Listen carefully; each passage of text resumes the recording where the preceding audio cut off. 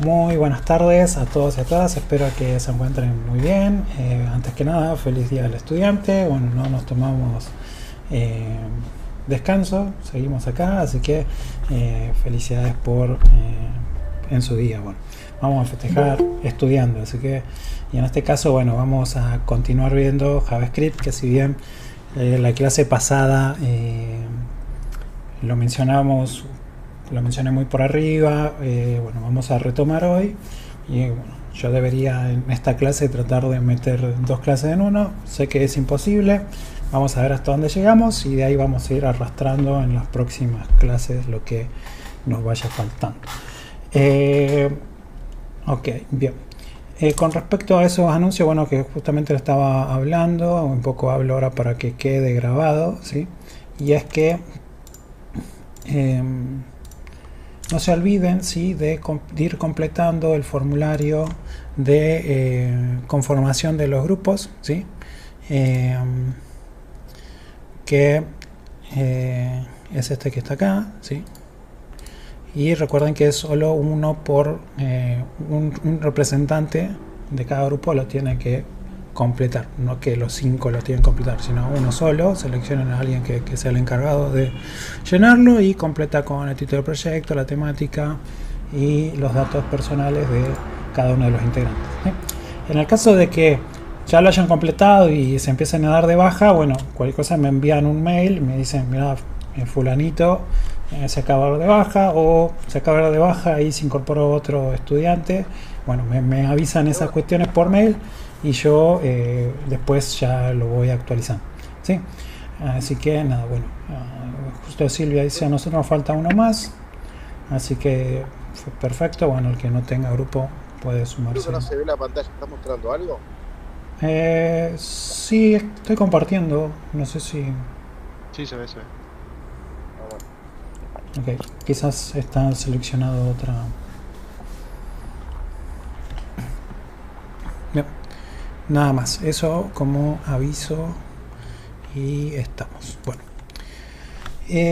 Nada, bueno, con respecto a la presentación, bueno, esta es la clase 14, en donde bueno, se van a ver estructuras de controles, pero a nosotros nos falta ver todo un poco de la clase 13, así que nada, bueno, todos los contenidos que vamos a ver hoy, bueno, están basados en la presentación. Quizás algunos ejemplos, como siempre les digo, ejemplos más, ejemplos menos van a estar en la presentación, pero siempre trato de dar lo más primordial a la hora de ver la clase. Bien. Ok. Genial, Martín. Bueno, vamos a arrancar un proyecto nuevo, ¿sí? Para poder explicar esto de JavaScript. Por lo cual, bueno, no sé, yo voy a crear acá una nueva carpeta. Le voy a llamar JavaScript. Esto después se lo voy a subir a nuestro repositorio que tenemos en GitHub y también se lo voy a compartir en el Google Drive que tenemos, ¿sí?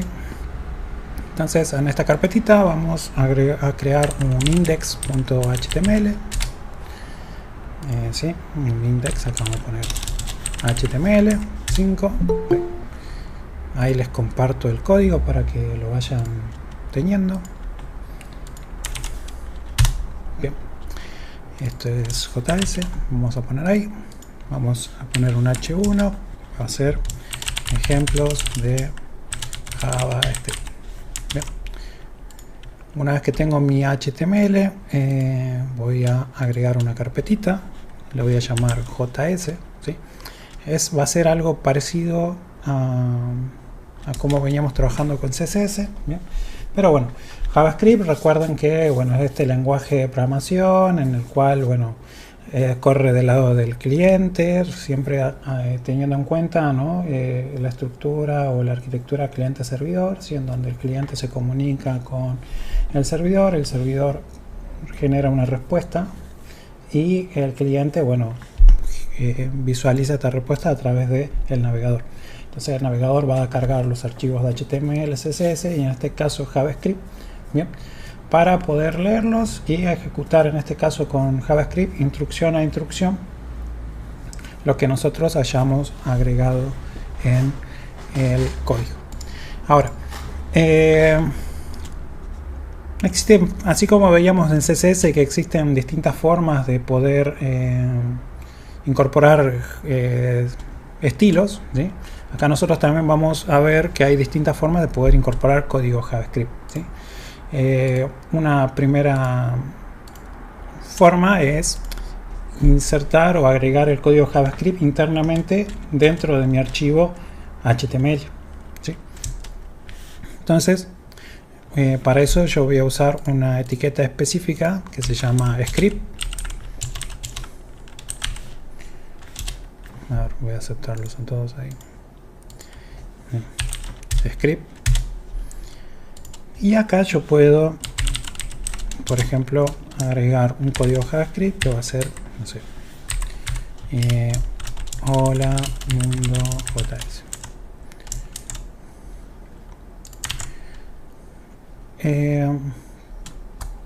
Entonces esto yo lo puedo correr, ¿sí? Voy a levantar con el live chart de Visual Studio Code. Bien. Entonces este código JavaScript que agregué acá, que es un alert, lo que va a hacer es mostrarme un pop-up con esta mensajito, ¿sí? Es una ventana emergente, una alerta en el cual el código o el texto que yo coloco entre comillas dentro de los paréntesis es el que se va a visualizar de esta manera. Entonces le doy a aceptar y bueno, ahí está. Entonces, una forma de poder agregar código JavaScript es dentro de nuestro archivo index.html o cualquier archivo HTML y a través de las etiquetas script. Bien. Un poco repasando lo que habíamos mencionado en la clase pasada, ¿sí? Esto lo podemos hacer en cualquier parte del código, ¿sí? De nuestra página HTML, pero por recomendación habrían como dos formas de poder hacerlo, ¿sí? Una es, como estamos viendo acá, dentro del hit, de la etiqueta hit, agregando esta etiqueta script, o bien la otra opción es colocándolas a esta etiqueta script, bien, antes de el cierre de la etiqueta body. Bien. Cualquiera de las dos formas es posible. Por ahí, esta última es un poco la más recomendada o como una mejor práctica. Y seguramente van a preguntar en qué varía eso. Bien. Porque relativamente de las dos formas funciona igual. Bien. Yo voy a agrandar esto. Voy a inspeccionar código. Bien. ¿En qué varía o a qué hace referencia esto de poder ponerlo antes o después? Bueno, un poco es cuando el navegador va a cargar nuestro archivo HTML, ¿sí? Genera una estructura interna, ¿sí? De como una especie de un árbol, ¿sí? De todos los elementos HTML que necesita o que tiene que visualizar. ¿Bien? Entonces arma una estructura como, bueno, a ver, el body es como el principal, después dentro del body tengo el H1 y bueno, si tuviera un section y adentro un div y dentro una imagen, bueno, va generando como ese árbol de elementos HTML que bueno, necesita hacerles referencia para que una vez que lo tiene representado internamente, algo que se denomina DOM, ya lo vamos a ver más en detalle cuando veamos eventos en JavaScript, lo pueda cargar, cosa que después a través del código JavaScript nosotros podamos hacer referencia a cada elemento de HTML y de esa manera, bueno, no sé, por ejemplo, si tuviera un botón con JavaScript podría hacer que cuando haga clic en el botón, no sé, el título se coloque de un color verde o que, no sé, las letras se agranden. Si hago clic en otro botón podría borrar el título. Bien, entonces todas esas acciones que nosotros podemos hacer a través de JavaScript va a intervenir o va a necesitar que, bueno, primero ese árbol de todos los elementos de HTML esté previamente cargado, digamos, ¿sí? Porque sí, nosotros ejecutamos nuestro código JavaScript primero y ese árbol o esa estructura de los elementos de HTML no se generó, entonces cuando querramos ejecutar esa instrucción de JavaScript o va a dar un error o no va a hacer nada porque no tiene la referencia a ese elemento, porque previamente todavía no se cargó. Y esto puede ocurrir en milésimas de segundo, como no puede llegar a ocurrir. ¿Bien? Eso depende un poco de la velocidad de la carga. Entonces, si nosotros tenemos nuestros scripts acá arriba, puede ser el caso de que empiece a ejecutar el código JavaScript y todavía no haya terminado de armar la estructura de los elementos DOM del navegador con las etiquetas HTML. Entonces nuestro código JavaScript puede romperse o no hacer lo que necesita hacer. Entonces por eso, por ahí lo más conveniente es que lo coloquemos al final de todo nuestro código HTML, cosa que, bueno, de esa manera nos aseguremos de que estas referencias o estas etiquetas HTML que vamos a necesitar o vamos a usar a través de código JavaScript ya estén cargadas. Bien, entonces un poco ahí la diferencia entre por qué lo pongo arriba o por qué lo pongo abajo. Ok, entonces tenemos esta forma, ¿sí?, que es incorporando código JavaScript dentro de el HTML. Okay.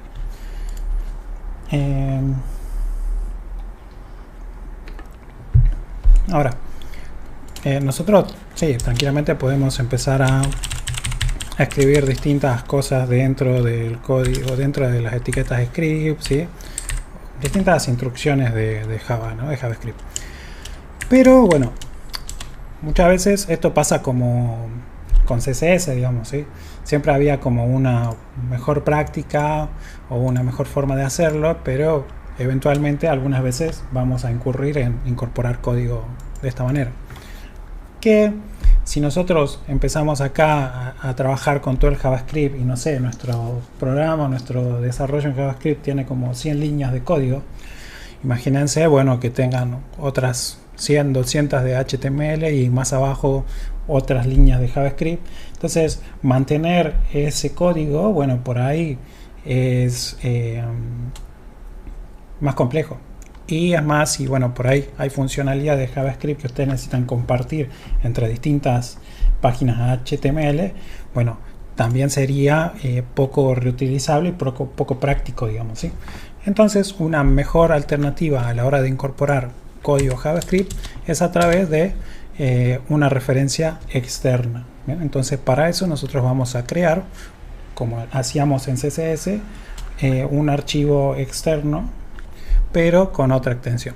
Entonces por eso acá creé a propósito esta carpeta JS, y dentro de la carpeta JS voy a crear un nuevo archivo que lo voy a llamar en este caso clase 13.js. Bien, entonces ahora sí, en este archivo voy a poder incorporar código JavaScript. Cosas a tener en cuenta, ¿sí?, un poco para mejorar la práctica, y es que bueno, los archivos que ustedes creen siempre traten de que, bueno, si son, el nombre es 2, 3 palabras, ¿sí?, no coloquen un espacio, ¿sí?, al nombre del archivo, ¿sí?, no le coloquen espacio en blanco para separar las palabras. Podrían usar una notación que se llama camel case, entonces no sé, pueden poner clase número 13, qué sé yo, ¿sí? O si quieren pueden usar también los guiones bajos, digamos. Bien. Pero por recomendación no es que no coloquen los espacios, porque eso va a generar, puede generar conflictos a la hora de cargar los archivos. Bien. Y otra cuestión es la extensión, ¿sí? La extensión siempre es j.js. Bien.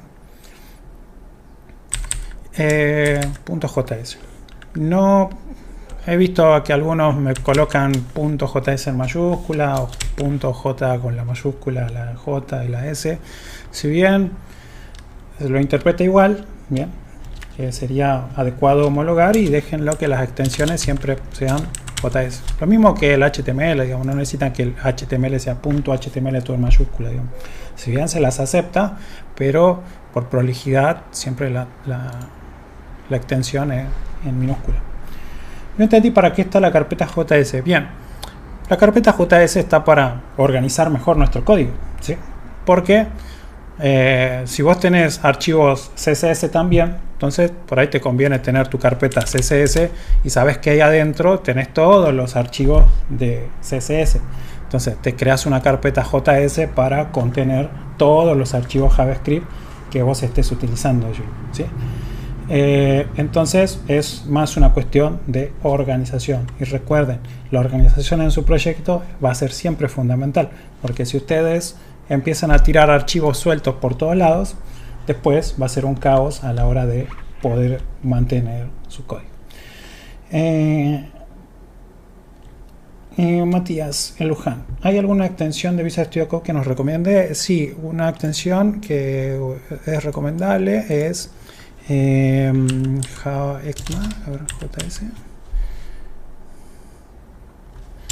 JavaScript, yo la tenía acá, creo. Acá, esta.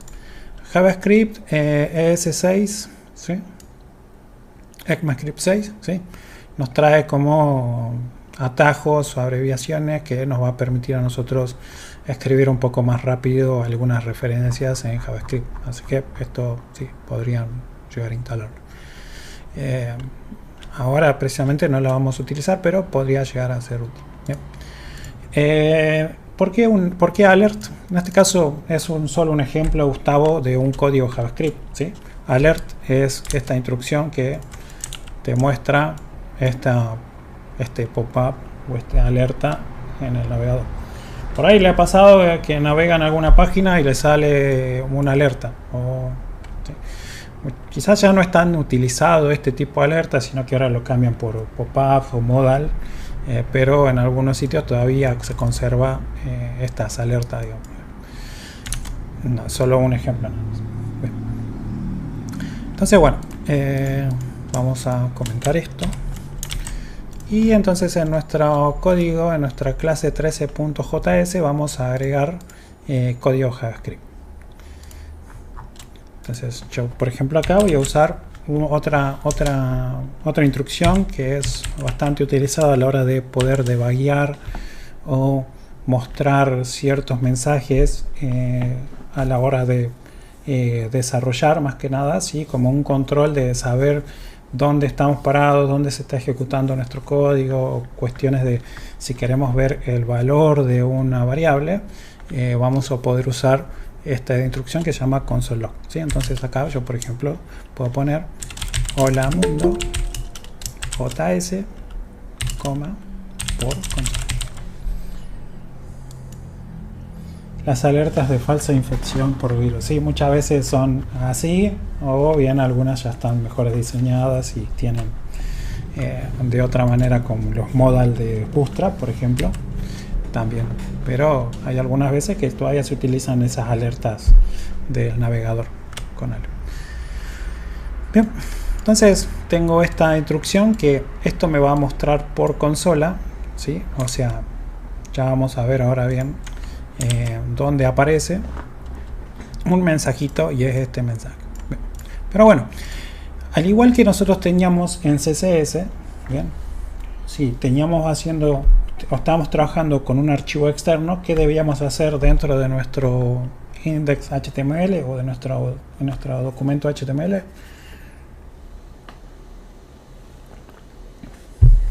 Linkearlas. Bien, perfecto, Alexander. Con CSS nosotros lo linkeábamos acá dentro del hit, ¿verdad? Le poníamos link, CSS, y acá nosotros colocamos el link. Perfecto. Entonces nosotros vamos a tener que referenciar ahora este archivo JS, pero no se hace de la misma manera que está un archivo CSS, sino que para eso, ya sea dentro del hit, teniendo la misma consideración que le expliqué hace rato de esta, que puede estar acá dentro del hit o al final del body, ¿bien? Vamos a poder hacer la referencia a este archivo clase 13.js. Entonces vamos a usar la misma etiqueta script, pero esta opción que dice src. Bien, entonces acá me carga la etiqueta script con este atributo que es src. Entonces yo acá tendría que poner la ruta de donde quiero que vaya a buscar el archivo JavaScript. Entonces hago punto barra, voy a la carpeta JS barra clase 13.js. Bien, entonces de esta manera yo aquí estoy haciendo referencia que cuando nuestro navegador cargue index.html, dibuje todas las etiquetas HTML, bueno, son unitas sola, y después se va a encontrar con esta línea y va a decir, ah, bien, tengo que ir a buscar el archivo clase 13.js y entonces empezar a ejecutar todas las instrucciones que tenga este archivo. Bien, entonces le doy a guardar. Vamos a ir a nuestro código. Bien, si bien no pasa nada, ahora no hay ninguna alerta ni nada, es decir, pero ¿dónde está el mensajito que estás poniendo acá? Hola mundo JS por consola. Y para eso, como siempre les dije, ¿sí? esta herramienta de desarrollo de todos los navegadores, ya sea Mozilla, Chrome, Edge, todos los tienen, ¿sí? Que es cuando hacemos nosotros inspeccionar. Acá nosotros en Elementor teníamos todo el HTML y el CSS que podíamos ver. Pero cuando nosotros trabajemos con JavaScript, vamos a ir a este apartado que dice consola, ¿sí? Si hacen clic acá en consola, van a ver que acá efectivamente ahora se está mostrando el mensajito que acabábamos de generar por medio de esta instrucción de console log. ¿Bien? Entonces, no es que ese mensaje, ¿sí?, va a mostrarse dentro de su navegador, acá dentro de la pantalla, digamos, del navegador, sino que, bueno, se muestra en la consola. Por eso les comentaba que esto es como una herramienta en la cual les va a permitir a ustedes debuguear o ver qué está pasando con los códigos JavaScript que puedan llegar a estar programando, digamos. ¿Y cuál es la intención de mostrar un mensaje por consola? Precisamente el hecho de que, bueno, no sé, vos estás trabajando con un montón de variables, estás sumando cosas, promedios, qué sé yo. Bueno, cuando estás en modo de desarrollo, ¿sí?, entonces muchas veces por ahí no la querés mostrar todavía en la pantalla o dibujar las cosas en la pantalla del navegador, pero te sirve a vos como para saber que inclusive acá te dice en qué línea, por ejemplo, cuál es el archivo y en qué línea se está ejecutando esta consola. Entonces por ahí vos podés evaluar, no sé, si pasa algo, entonces digo, bueno, para saber, no sé, en qué estructura de control está ocurriendo cierta anomalía o cierto error, entonces yo podría hacer una console para identificar de esta manera que algo o está llegando mi código a ese lugar o se está ejecutando. Es solo como una herramienta de desarrollo, no productiva, ni le va a servir al cliente para visualizar cosas, digamos, ¿sí? Exactamente como dice Daniel, es un modo de verificar si está llegando los valores, una variable, sí, exactamente, ¿sí? Entonces esto más que nada es una forma de debuguear nuestro código. Bien, ahora perfecto, si no. Si bien yo escribí esto, ¿sí?, ahora justo me va a dar pie para explicar. Bueno, en todos los lenguajes de programación siempre hay instrucciones o una sintaxis específicas para comentar, ¿sí? Y en este caso en JavaScript, si queremos comentar una línea, podemos usar los caracteres barra invertida, barra, ¿sí?, barra. Con eso yo voy a poder comentar, ¿sí?, una línea específica. De esa manera, bueno, esta instrucción o lo que yo haya puesto acá, el navegador no lo va a interpretar, ¿sí? El código que está comentado, no sé. Algo parecido a esto que estaba en HTML, que también uno lo comentaba y eso no se visualizaba. Bueno, con JavaScript pasa algo parecido, pero la sintaxis es otra. ¿Bien? Pero también puedo yo tener como comentarios multilíneas. ¿Bien? Entonces, porque puedo yo poner acá, no sé, esto es un comentario multilínea, porque por ahí puedo yo querer escribir muchos comentarios a la vez o mucho texto, ¿sí? Por lo general, por ahí cuando tenemos que documentar una función específica y saber qué es lo que hace, entonces podemos nosotros muchas veces utilizar esto que se llama comentarios multilíneas. Ustedes podrían decir, bueno, puedo hacer acá así y así, y ya lo estoy comentando, ¿bien? Pero existe otra alternativa, y es una forma en la cual vamos a poder documentar precisamente funciones, y eso lo vamos a ver en la próxima clase, y es con la sintaxis de barra asterisco y barra asterisco. ¿Bien? Todo lo que esté entre barra asterisco, ¿sí? Todo el contenido que esté dentro de esta sintaxis va a ser tomado como un comentario. Bien, entonces o tienen esta alternativa o tienen esta otra. Es similar al lenguaje C. Sí, en cuanto a los comentarios, muchos lenguajes por ahí comparten ciertas sintaxis. Creo que ya cuando empiezan a estudiar distintos lenguajes se le hace una ensalada de fruta, pero en Python es de otra manera. Esto en PHP es igual a JavaScript, ¿sí? No sé si en Java era igual, no me acuerdo, pero bueno. Sí, es igual, buenísimo. Bien, bueno. Otras alternativas de poder debuguear, sí, es, por ejemplo, con esto ya doy pie a preguntas, ¿sí? Es, por ejemplo, un console.error. Entonces, esto me va a permitir a mí que, no sé, colocar, no sé, aquí está ocurriendo un error, ¿no?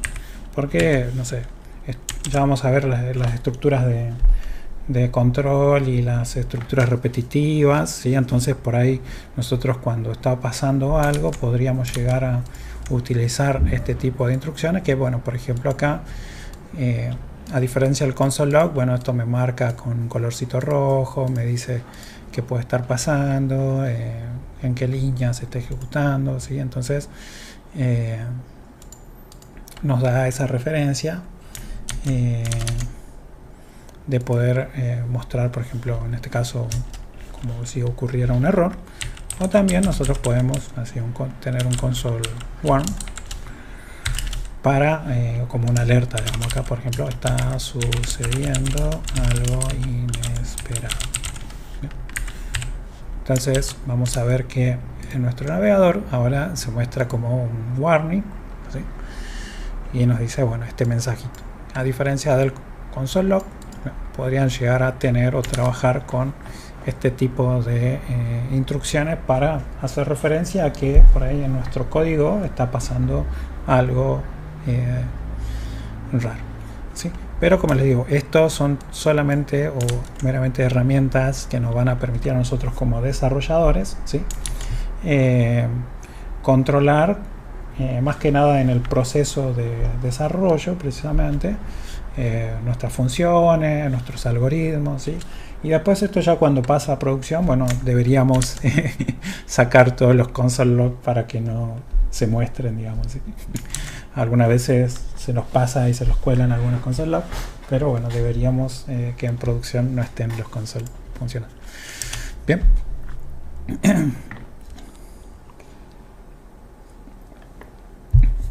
Hasta ahí vamos.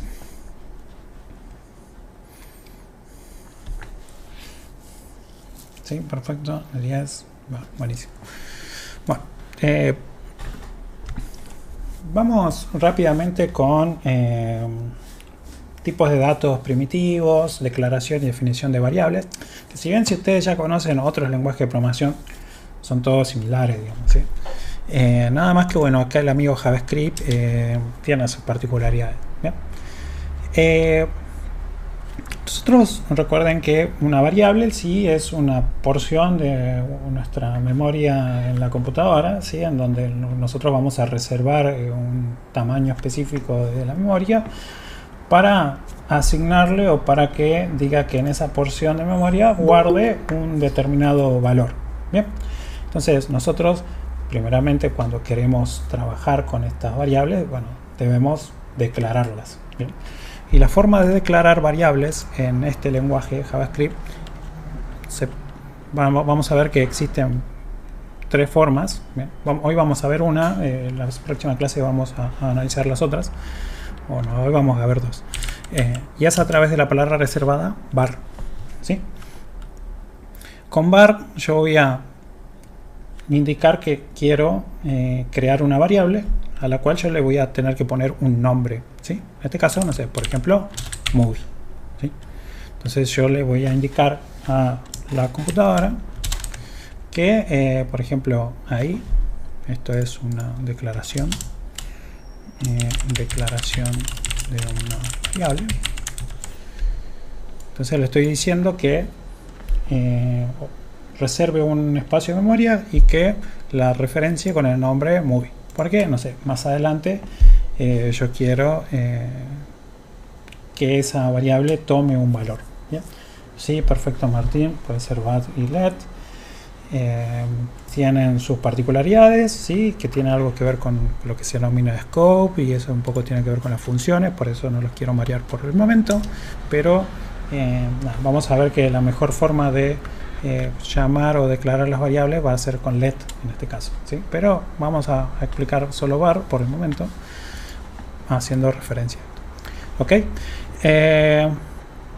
Y por otro lado, ¿sí? Tengo lo que se denomina definición de una variable, la cual yo, por ejemplo, a movie le puedo asignar un valor, ¿sí? En este caso, bueno, lo que está entre comillas o comillas dobles va a ser un valor específico, y no sé, yo le voy a poner acá el padrino, punto y coma. Entonces, por un lado yo tengo la declaración de una variable y por el otro la definición de una. Donde declaro es decirle reservate memoria, un pedazo de espacio para guardar algo, yo todavía no sé. Y por otro lado defino un valor o le asigno, ¿sí? un valor específico a esa variable. Entonces yo, por ejemplo, acá puedo hacer console.log y pongo movie. Bien. Entonces este console.log ahora lo que va a hacer es mostrarme qué tiene o cuál es el contenido de la variable movie.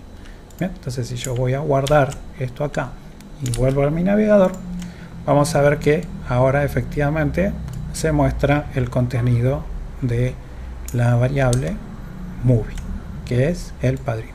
Bien. Entonces, por un lado la declaración y por el otro lado la definición. Bien. Vamos a tener distintos tipos de datos, ¿sí? En este caso, bueno, acabamos de ver acá esto que está entre comillas son tipos de datos de string. Bien. Max dice, la definición de las variables puede ir en cualquier lugar del código. Siempre que sea posterior a la declaración, ¿sí? Porque, por ejemplo, si yo me llevo esto acá arriba, vamos a ver qué pasa.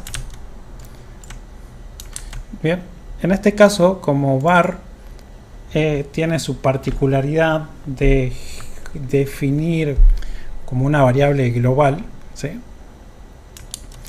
Me permite a mí hacer este tipo de cosas, digamos, ¿sí? Que son extrañas y medias confusas a la hora de entender. Por eso, para ahí, este tipo de definición, ¿sí? Era antiguamente como se trabajaba JavaScript. Y al tener esta particularidad, ¿no? de que uno pueda llamarla, o sea, asignarle un valor y después declararla, qué sé yo, y genera confusión a la hora de mantener tu código, ¿sí? Se utiliza los otros tipos de definición o de declaración de variables, que era el let y el en este caso. Pero particularmente para var te va a permitir hacer esto, digamos, pero no sería lo correcto, digamos, o lo más adecuado. En este caso no incurre en un error, pero vamos a ver que, por ejemplo, esto bueno lo menciono nada más. Si nosotros definimos una variable con let, ¿bien? Vamos a ver que en este caso ahora nos está saltando un error en la línea 12, dice, porque estamos queriendo asignarle un valor a algo que previamente no está declarado, digamos, ¿sí? Y es un poco ahí la diferencia entre cómo definir una variable, declarar una variable, ya sea con var o en este caso con let. Var es como una definición más global, ¿sí? No tiene en cuenta este orden en el cual nosotros podemos llegar a definir, a darle un valor a la variable, por lo cual es confuso e inclusive es global. Y si vos tenés funciones por ahí y tenés los mismos nombres en distintas variables, en distintas partes, puedes llegar ahí a incurrir en un error, digamos, ¿sí? Entonces, si bien yo se los muestro acá, o es como originalmente arrancó el hecho de JavaScript con la definición y la declaración de las variables, ahora ya se trata de usar lo menos posible. Claro, sí. Entonces, la otra forma que yo les quería mostrar es, por ejemplo, ahora hago var, no sé, hago rating y puedo poner, no sé, el valor 8. Bien. Entonces, yo podría hacer acá un console.log. Y acá voy a usar una función que se llama typeof para que podamos ver qué tipo de dato es, en este caso, rating. Bien. Entonces, de esta manera vos tenés tanto la declaración como la definición en una misma línea. Bien. Por ahí es un poco lo más habitual que van a encontrar. Aunque esto eventualmente también, sí, pero hay muchas veces uno arranca la definición, le asigna un valor inicial, ¿sí? Y bueno, y después más adelante puede llegar a modificar ese valor, digamos, ¿sí? Entonces, vamos a ver qué pasa con este typeof, ¿sí? En este caso, bien, sí.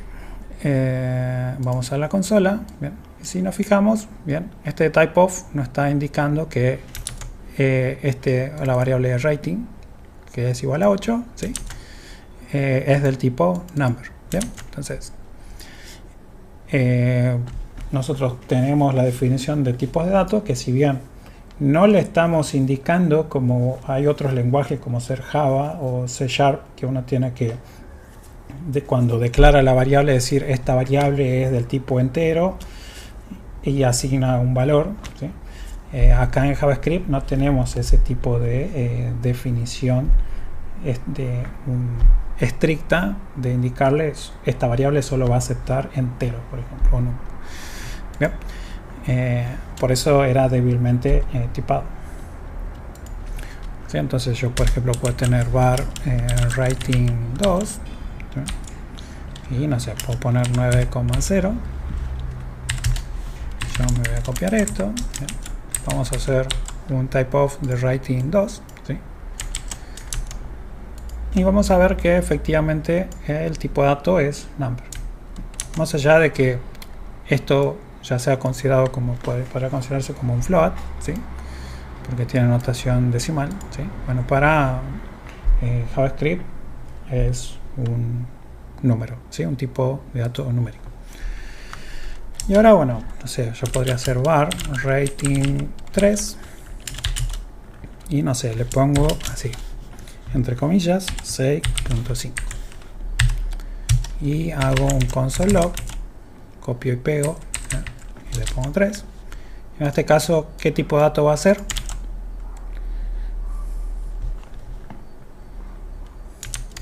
Un string.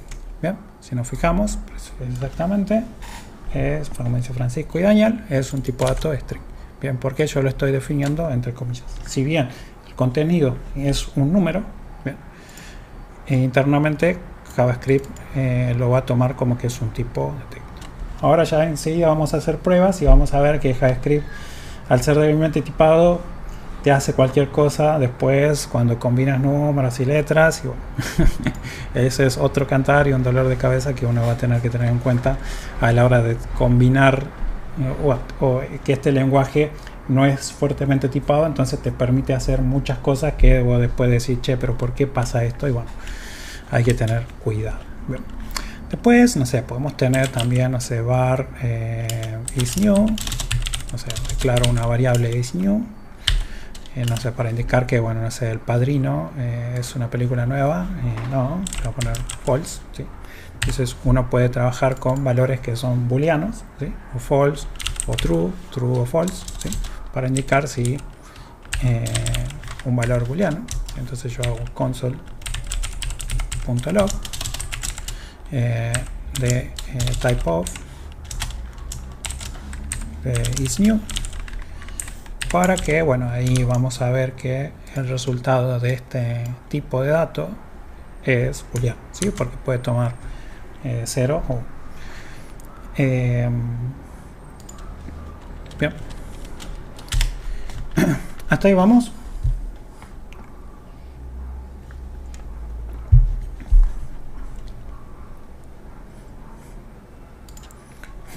Bien, bueno, yo acá por ejemplo a movie, no sé, le puedo asignar otro valor, no sé, le voy a poner Rey León,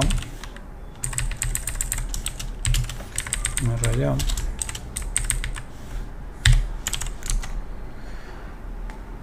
y vamos a ver que si bien yo acá le asigné El Padrino, después estoy asignándole el valor del Rey León. Y cuando hago el console log de movie, bueno, toma el último valor o me muestra el último valor en el cual fue asignado. Bueno, ¿sí? Entonces eso me da pie a que es una variable. Yo a lo largo de todo mi código puedo asignarle cualquier valor. O inclusive, no sé, puedo ponerle 33. Y van a ver que ahora movie es un número 33. ¿Sí? Entonces esto hace alusión a lo que les comentaba que era débilmente tipo. Esta variable no está como atada a un tipo de dato específico. Bien. Entonces, si yo por ejemplo, no sé, defino otra variable movie2 y hago, ¿no?, acá un console log y hago un type of de movie2, ¿qué piensan que va a pasar?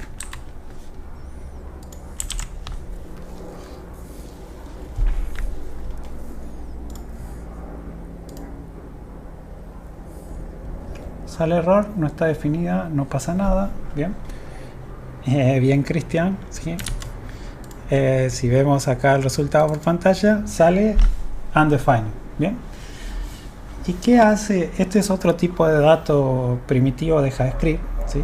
Que por ahí, bueno, no es tan difícil de entenderlo, pero undefined hace referencia, ¿sí?, a un valor predeterminado que JavaScript le da a las variables que no han sido inicializadas o no han sido definidas con un valor, ¿sí? O inclusive, bueno, cuando veamos que trabajamos con arrays u objetos, ¿sí?, y nosotros queremos acceder a una posición o a un atributo específico de un objeto que no existe o que no está definido, vamos a obtener como resultado el tipo undefined. Bien. Entonces, recuerda, hace alusión a un valor predeterminado cuando la variable no ha sido inicializada o no encuentra en un objeto, en una variable o en un array una referencia a la posición o al elemento específico o al atributo específico que queremos acceder. Bien, eso le pone por defecto. Bien, esto le voy a poner que es un tipo boolean. Esto era string. Le comento ahí para que más o menos queda. No, bien. Entonces por un lado tenemos esto y nosotros tenemos acá movie, por ejemplo. Vamos a hacer movie2 igual a null. Si yo ahora vuelvo a hacer un console log de movie 2, ¿qué piensan que va a salir?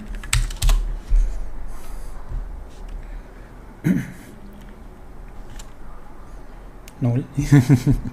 Bien, vamos a ver. Y recuerden igual que estamos haciendo un type of, ¿sí? Vamos a ver qué tipo de dato es, en este caso, null. Vamos a ver. Y acá ya empieza a abrirse todo el panorama de JavaScript. Oh, voilà. Me dice que es un objeto. Bien.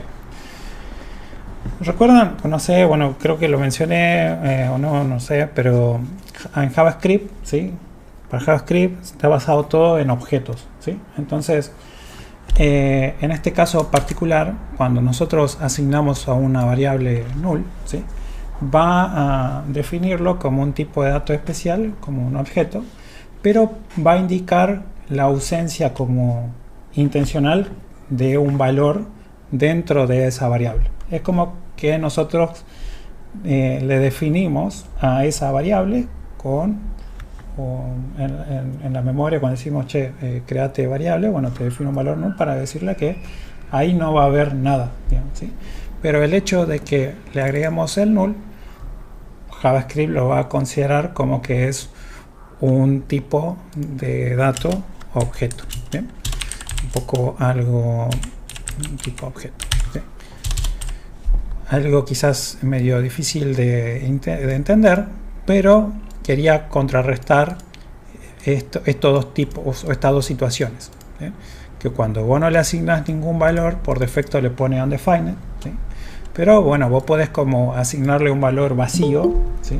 A la variable y lo vas a hacer a través de null, ¿sí? Entonces ya en ese sentido movie 2 va a dejar de ser undefined, bueno, va a tomar que lo va a considerar como si fuera un objeto, porque es un objeto especial este valor null, pero es como que no tiene asignado ningún valor.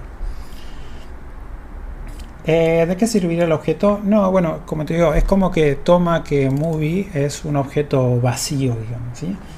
Y reserva esa variable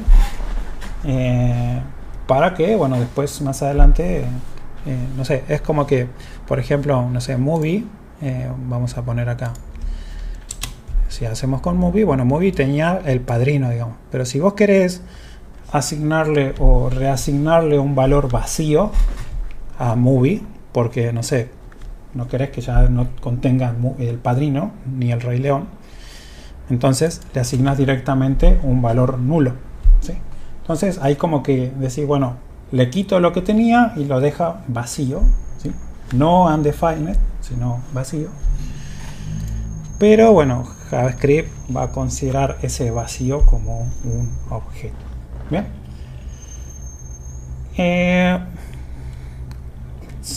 Walter, sí, no, pero esto en realidad es como si definieras un objeto vacío precisamente, sin métodos y sin atributos. Bien. ¿De qué sirve el objeto? La dejarías abierta para después. Bien. Y ahora, por ejemplo, voy a, no sé, esto lo voy a poner movie 2 y ahora, no sé, voy a poner movie 3. Bien. Este es otro tipo, por ejemplo, el objeto, ¿sí? Para definir un objeto de JavaScript vamos a usar estas llaves, ¿sí? Y un objeto igual, esto lo vamos a ver en la clase del jueves que viene, ¿sí? Tiene definidos atributos, por ejemplo, no sé, name, 2 puntos, y yo puedo ponerle acá, no sé, el padrino 2, coma, rating,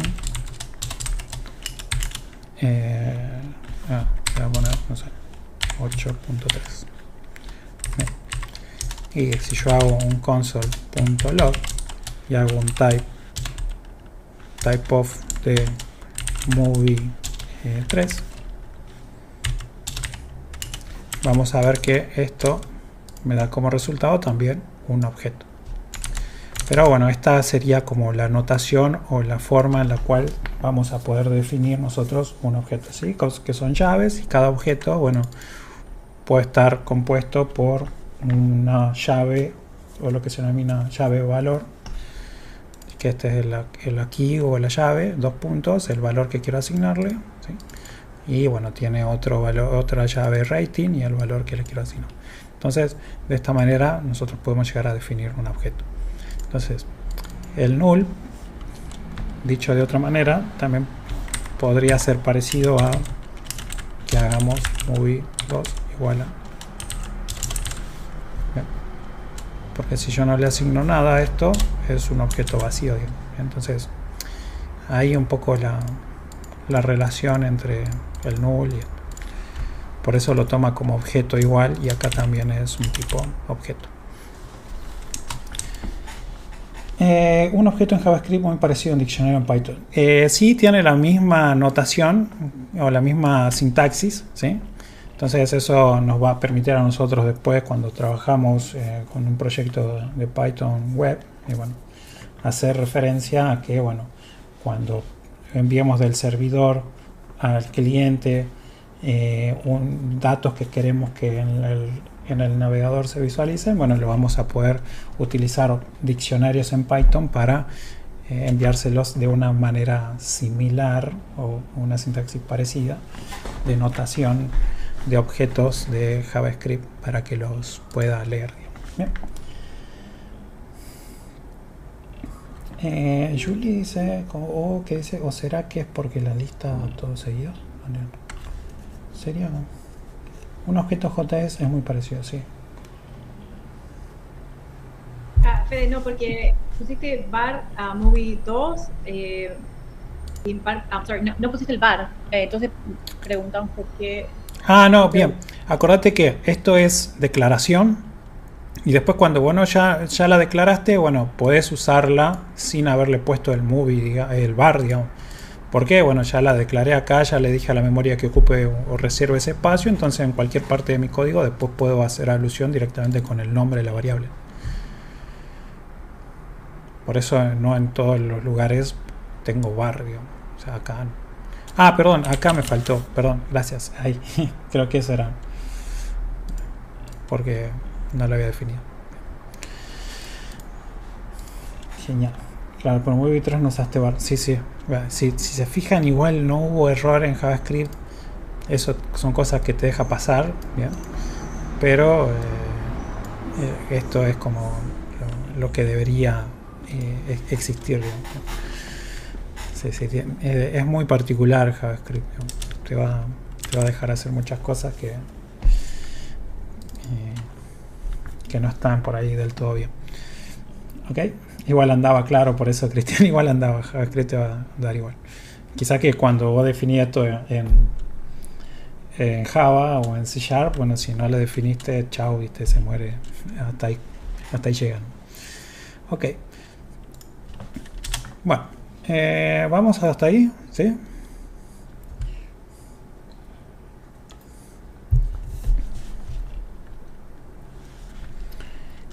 Ok, todo de 10. Bueno, entonces vamos a definir ahora constantes, que es algo que habitualmente podemos llegar a usar en nuestro código, ¿sí? Y para definir constantes en JavaScript vamos a utilizar la palabra reservada const. Y ahora como una recomendación o una convención entre programadores, ¿sí? Es que cuando nosotros definamos constantes, variables que sean constantes, o por ahí se cruzan el significado, o bueno, declaremos esos espacios de memoria que queremos que se reserve como constantes, ¿sí? Vamos a usar una notación de mayúsculas, ¿sí? Y también combinándolo con una notación que se llama snake case, ¿bien? Entonces, por ejemplo, ¿qué quiere decir esto? Yo, por ejemplo, quiero guardar el current year, bien, y le digo que es 2023, ¿sí? Entonces, esto en notación es snake case, ¿bien? En donde, bueno, si tengo más de una palabra,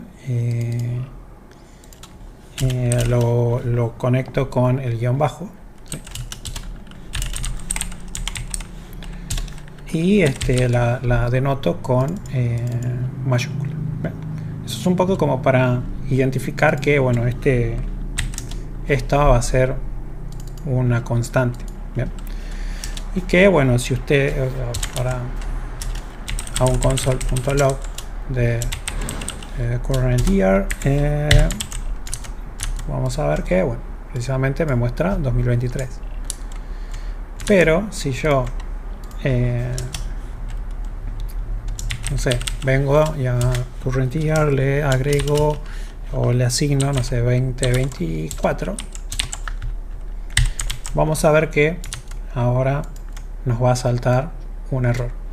Bien, porque nosotros dice que asignamos como una variable constante a a current year, y acá no podemos como volver a bien, muchas gracias.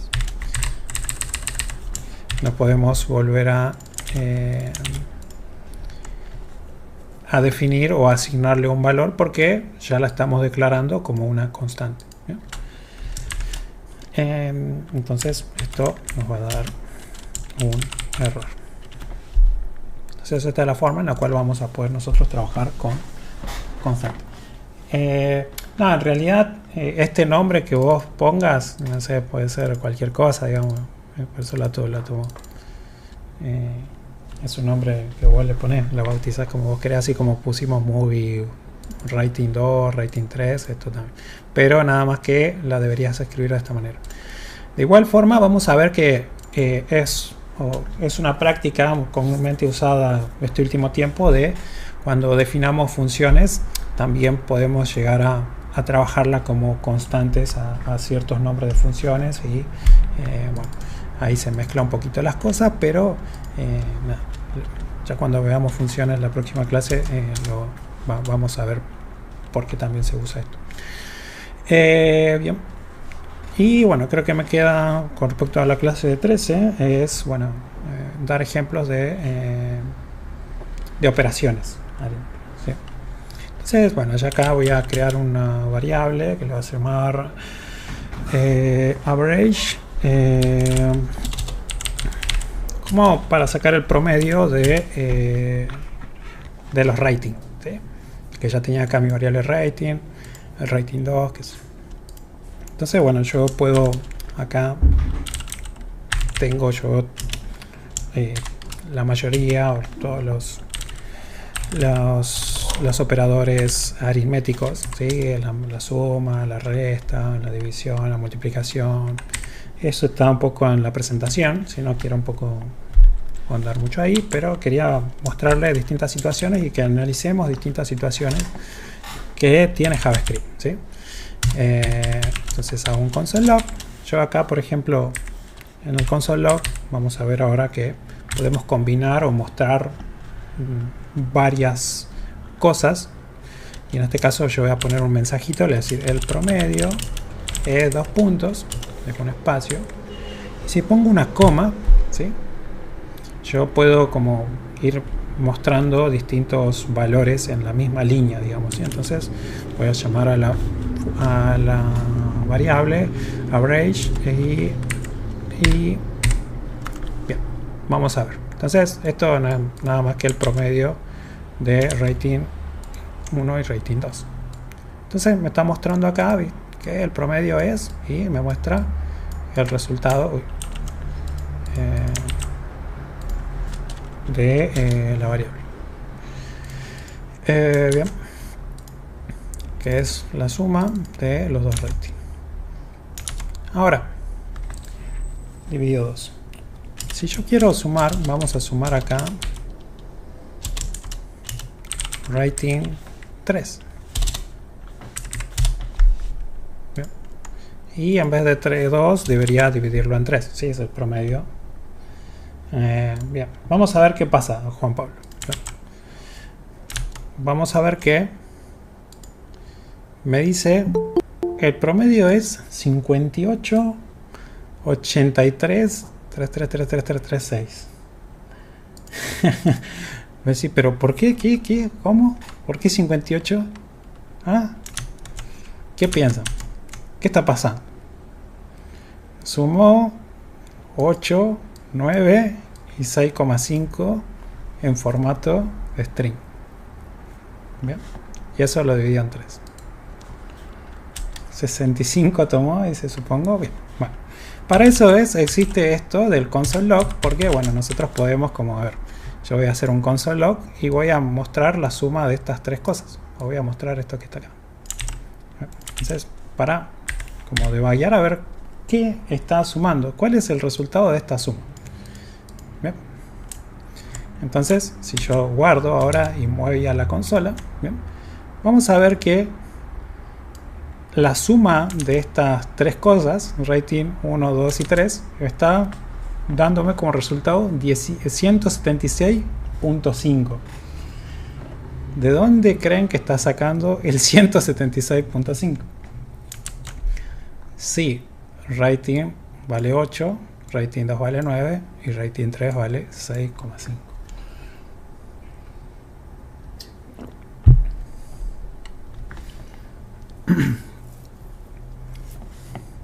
Habría que ver rating 3. Claro, acá el problema evidente es rating 3, ¿sí? Sí, Jonathan. Uy, a ver, creo que es porque como es un lenguaje débilmente tipado, lo está tomando como otro, no como un string, sino como otro valor, y le está asignando otro valor distinto. Bien, sí. Bien. Unas cosas, está haciendo una operación con los números y está haciendo otra operación con el string, que es lo que dijo Franco ahí en el chat. Sumó los dos primeros números y al tercero lo encadenó. ¿Bien? Porque 8 más 9, ¿sí? Si bien esto es flotante y esto es entero, 8 más 9 es 17. ¿Bien? Y el tercer valor era 6,5 en texto. ¿Bien? Entonces estamos viendo que la suma de eso es los 17 que hizo de sumar 9 y 8. Y después lo que hizo fue pegarle el 6.5, que era esto que está acá. Y después, cuando le dije que lo divida por 3, ahí sí lo quiso considerar como un número, ¿sí?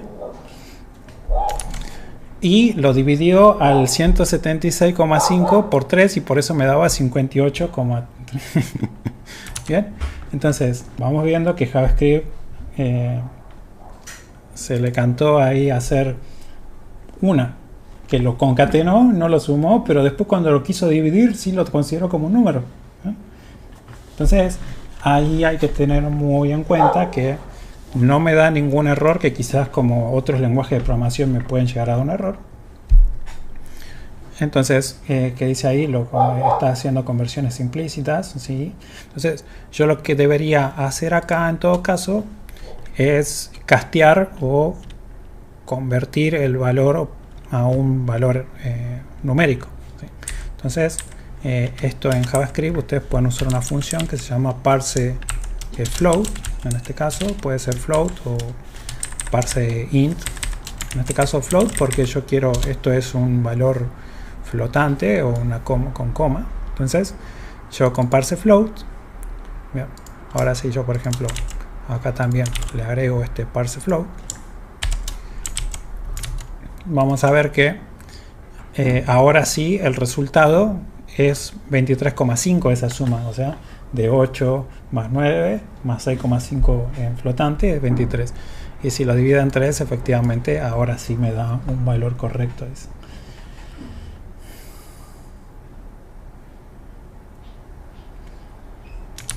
El float es un tipo como que, a ver, dentro de los tipos numéricos, bueno, vos tenés como para poder definirlo como un entero, ¿sí? Un valor entero, la parte entera, o sea, 1, 2, 3, 4, 5, y flotante, números que tienen punto de notación decimal. En este caso, como era 6.5, lo pongo flotante porque yo quiero que considere la parte decimal. Si yo le pongo parse int, vas a ver, va a ver que se te comió el 0.5. Porque dice, bueno, si bien 6,5 tiene un formato numérico, si vos lo pasás o lo convertís a entero, te toma la parte entera. te trunca el entero, como dice yo. Bien, genial, sí, esos memes son muy populares de las incongruencias de JavaScript. Franco, sí, eso es una opción. No quería, o sea, acá solo lo puse a hardcodeé el año, pero sí, esa es otra opción de poder obtener el año a través de el objeto date de JavaScript. Bien, entonces nada, esto era un poco un jueguito para que ustedes vean lo raro que de la forma en la que trabaja JavaScript. Bien. Ok. Bien, bueno, hasta ahí estamos.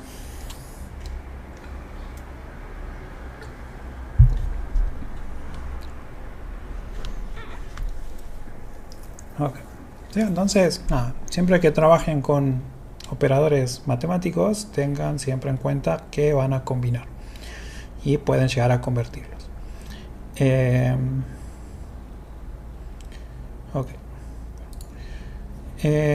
Voy a crear otro archivo y le voy a llamar acá clase 14. Bien. Porque bueno, en la clase 13 nada, está la mayoría de las cosas que les acabo de mostrar ya están explicadas. Hay otros como operadores o otras funciones que les muestra para trabajar con números, sí, pero bueno, no sé, no quiero un poco ahondar ahí, sino bueno, voy avanzando. Cualquier cosa lo pueden consultar en la presentación, tienen los ejemplos también. Bien, y nada, bueno, con respecto a la clase 14, en la cual, bueno, nosotros ahora deberemos ver las estructuras de control, ¿sí? O estructuras de control de flujo, en la cual, bueno, nosotros vamos a trabajar con ciertas instrucciones que, bueno, van a permitir evaluar una condición o no, y también, bueno, nos van a permitir repetir o iterar una porción o una sección de código dependiendo, bueno, de lo que nosotros necesitamos o necesitemos resolver en particular. Bien. Entonces, esto es algo con lo cual van a enfrentarse diariamente, ¿sí? Y bueno, cuando uno necesita resolver un problema y tiene que evaluar una condición, existen estructuras específicas o una estructura específica para poder evaluar condiciones. ¿So? Cuando nosotros necesitamos bifurcar o decir, bueno, a ver si esta variable toma un valor, bueno, tengo que ejecutar estos pasos. Si ahora no cumple con ese valor, es otro, bueno, debería hacer otra cosa, ¿sí? Entonces, es una estructura que van a usar frecuentemente, porque no sé, cuando trabajamos con el frontend, por ahí recibimos un valor, ¿sí? No sé, pone un valor numérico, un entero, y nosotros por ahí tenemos que corroborar de que realmente lo que ingresó es un número o cumple ciertas características, no te puso un número negativo, no te puso un número mayor a 1000 o lo que sea. Entonces nosotros debemos evaluar eso que incorpora el usuario. Entonces lo vamos a hacer a través de una estructura que se llama condicional, y seguramente, bueno, para los que trabajaron en otros lenguajes, es esta estructura if, ¿sí? Estructura condicional, en la cual yo voy a evaluar si se cumple una condición, ¿sí? Voy a realizar una determinada acción, por ejemplo, console.log se está cumpliendo la condición,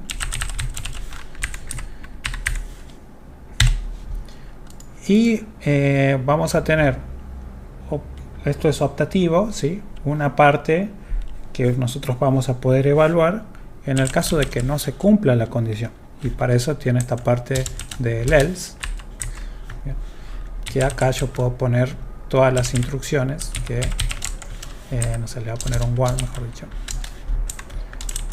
y le voy a poner acá, no se cumple la condición. Ahora, esta condición que yo debo evaluar, ¿sí?, va a ser o va a tener un resultado que es del tipo booleano, ¿sí?, o es verdadero o es falso. ¿Bien? Entonces, si esta condición es verdadera, va a entrar por esta parte del sí y va a realizar esta acción o todas las acciones que nosotros le coloquemos acá, ¿sí? Y si esta condición no se cumple, va a entrar por esta sección del else y va a ejecutar todas las instrucciones que nosotros le coloquemos acá. Entonces, poner var condición igual a true. Bien. Porque recuerda, esta condición que se evalúa, ¿sí?, ya vamos a ver con operadores lógicos, qué sé yo, o puede resultar true o false. Bien. Entonces, ya hice referencia al creé un nuevo archivo clase 14 en el index HTML. Debería hacer la referencia al archivo, ¿sí?, porque si no, no se va a cargar. Entonces yo acá, en vez de clase 13, ahora se llama clase 14. Bien.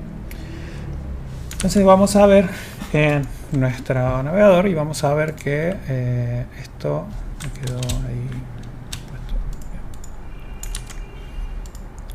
puesto. Ya hice referencia al archivo 14, entonces como la condición o el valor de la variable condición es igual a true, entonces está cumpliendo la condición.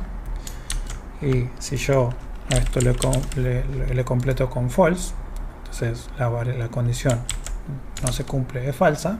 Bien. Vamos a ver que ejecutó la instrucción que va por el else.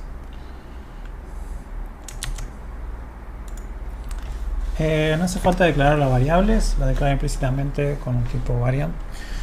En este caso, por la particularidad de JavaScript, es que, bueno, como vimos hace rato, si no la definís, igual te la considera, digamos, no sería lo ideal. Pero bueno, acá porque estamos trabajando en un script vacío, en donde no tenemos definidas funciones, y esto vendría a ser como todo esto vendría a ser como tu algoritmo principal, digamos, ¿sí? Pero vamos a ver que después en la práctica, bueno, nosotros podemos llegar a tener archivos exclusivos para definir funciones y otros archivos en los cuales podamos incorporar esas funciones o importarlas. Bien. Y definir variables pero que sean locales a esas funciones o a lo que no necesitemos, digamos. Pero acá funciona de esta manera porque, bueno, estamos trabajando como que todo este algoritmo es nuestro algoritmo principal. Bien. Entonces, esta es la estructura de control condicional, ¿sí? Recuerden que esta evaluación del condicional es un valor lógico. Entonces, por ejemplo, no sé, yo puedo controlar que, no sé, la edad sea, no sé, sea una película apta para mayores de 13 años. Entonces, no sé, puedo poner var age igual a 13. Y yo acá podría controlar, bueno, si age es mayor o igual a 13, ¿sí? Acá existen lo que se denominan operadores lógicos, ¿sí?, en los cuales nos van a permitir evaluar una variable, ¿sí? En este caso estoy comprobando que esta variable o el valor que tenga esta variable sea mayor o igual a 13, o bueno, también puedo tener no sé, menor o igual a 13, o bueno, dependiendo de lo que nosotros queramos evaluar, existen ciertos operadores lógicos. Bien, eso un poco está en la presentación, está un listadito con todos los operadores lógicos. Entonces acá yo estoy evaluando que si la edad es mayor o igual a 13, entonces yo voy a poner, por ejemplo, console.log puedes ver la película. Y bueno, por ejemplo, si no, voy a poner un console.error, qué sé yo. No tienes la edad suficiente. No puedes ver. Bien. Entonces, en este caso, estoy comprobando que la película, perdón, la edad sea mayor o igual a 13, entonces como age es igual a 13, me permite ver la película, pero si por ejemplo la edad sería 4, ¿bien? Vamos a ver que en este caso 4 no es mayor o igual a 13, por lo cual debería incurrir en ejecutar la parte del else, en lo cual dice no tienes la suficiente edad para poder ver la película. Bien, bueno, hasta ahí va, no es muy complejo, digamos.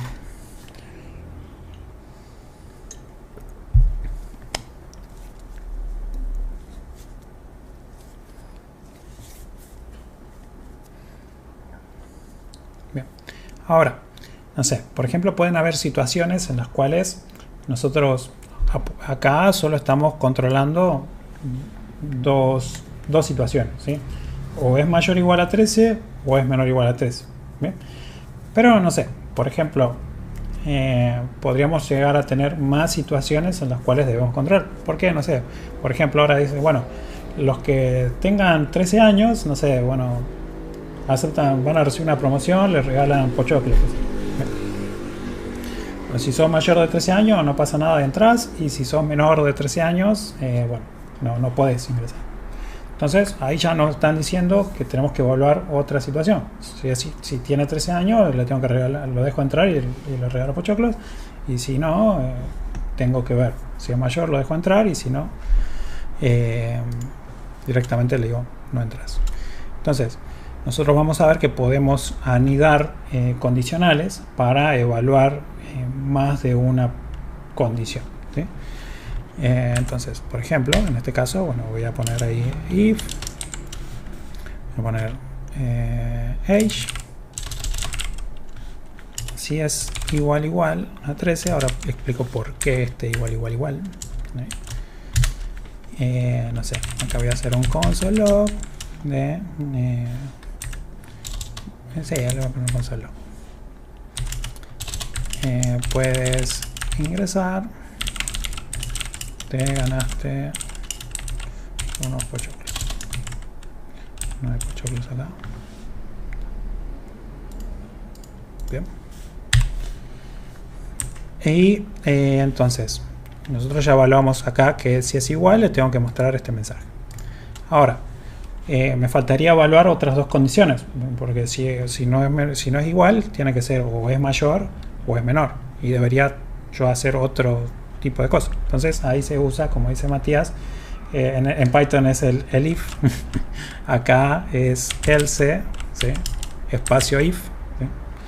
Y colocamos la condición, ¿sí? Entonces acá por ejemplo ponemos age mayor a 13, y bueno, voy a poner un console log, me voy a copiar esto que está acá,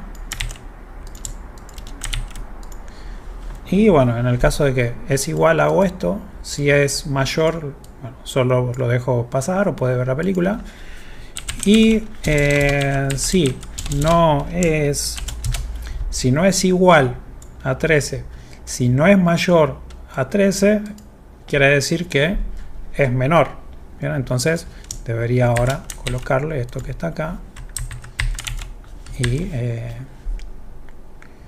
le doy la tercera opción, que sería que directamente no lo deje pasar.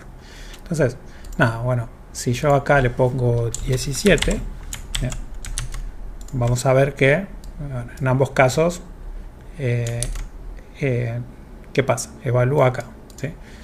17 es igual a 13, no es igual a 13, entonces me vengo por acá. 17 es mayor a 13, sí, entonces ejecuta esto y termina ahí la ejecución de ese bloque, ¿sí? No es que continúa evaluando. Pero si ahora yo, por ejemplo, le pongo 13, vamos a ver qué es lo que pasa, ¿sí? Bueno, en la primera le dice que puede ver la película porque dijimos que era mayor o igual a 13. Pero acá le pregunta, age es igual o igual a 13. Como es igual a 13, dice, bueno, puedes ingresar, te ganaste unos pochoclos. Bien. Y obviamente, bueno, si es un año, en ninguna de las dos situaciones, lo deja pasar.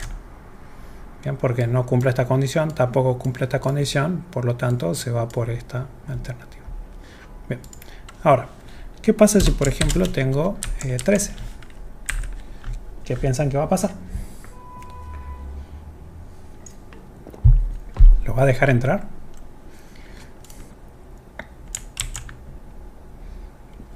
Bien, vamos a ver.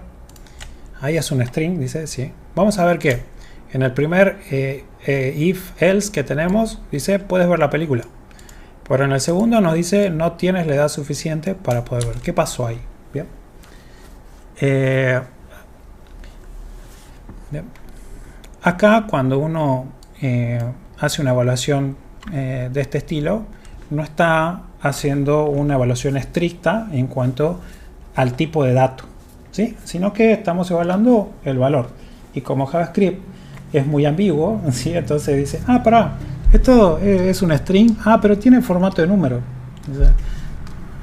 Bueno, lo voy a considerar como número y ¿es mayor o igual a 13? Sí, es mayor o igual a 13. Entonces lo dejo pasar.